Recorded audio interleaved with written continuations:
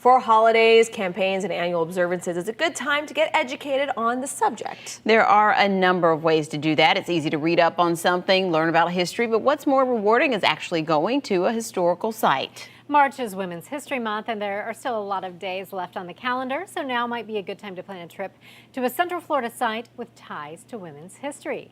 ClickOrlando.com's Brianna Bowles is here now with a list for us. Yes, Julie, a full list. And the good news is you can get to these places on a tank of gas or less. There are a number of stops on the Florida Women's Heritage Trail right here in Central Florida where you can learn more about the contributions ladies have made to history right here in the Sunshine State. So this morning we're going to start in Brevard County at the Florida Historical Society. In 1927, Jeanette Thurber Connor of New Smyrna Beach organized the Florida State Historical Society with Colonel John B. Stetson. It later merged with the Florida Historical Society, which acquired the current building in 1997 to house its growing collection of maps and historical documents. Now, if you've lived in Florida for a while, you know we love our gardens here. And in Flagler, we recommend visiting the Washington Oak State Gardens. In 1936, Owen and Louise Young purchased part of the historic Bella Vista plantation south of St. Augustine. It became their winter home and created a garden which contained almost every kind of plant that could be grown in the area.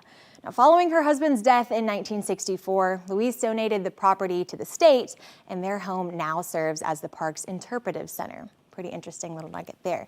Now, there are a lot of places to see for Women's History Month in Orange County. Now, for African Americans in Florida and throughout the country, Eatonville has great significance for Black History Month and Women's History Month. You might know that Eatonville is the oldest surviving incorporated Black municipality, and you've also got the Zora Neale Hurston National Museum of Fine Arts there, which offers a kaleidoscope of exhibitions representing the work of African diaspora artists.